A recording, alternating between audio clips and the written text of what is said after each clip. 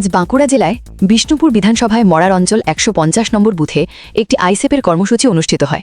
ISF ISF জিন্দাবাদ জিন্দাবাদ জিন্দাবাদ ইনকলাব ইনকলাব ইনকলাব জিন্দাবাদ জিন্দাবাদ জিন্দাবাদ নওশাদ সিদ্দিকী জিন্দাবাদ জিন্দাবাদ জিন্দাবাদ বিশ্বজিৎ মাইতি জিন্দাবাদ জিন্দাবাদ জিন্দাবাদ ইন্ডিয়ান সেকুলার ফ্রন্ট জিন্দাবাদ জিন্দাবাদ জিন্দাবাদ আইএসএফ জিন্দাবাদ।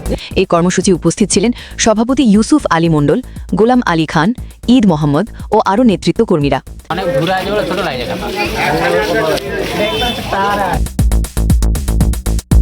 এই কর্মসূচি করে আইএসএফ দলের অনেকটাই সাড়া পেয়েছে বলে মনে করছে।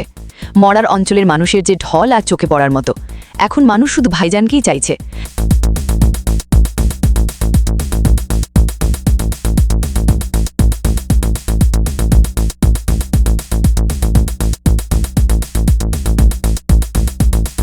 তাই বিষ্ণুপুর বিধানসভা আরও শক্তিশালী করতে আইএসএফের কর্মীরা প্রত্যেক বুথে বুথে কর্মসূচি করছে।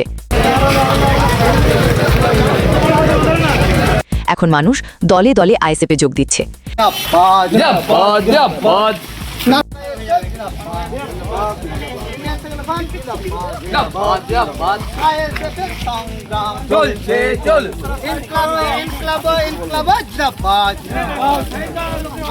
তাই পীরজাদা নওশাদ সিদ্দিকী ভাইজানের হাতকে শক্ত করতে আইএসএফ দল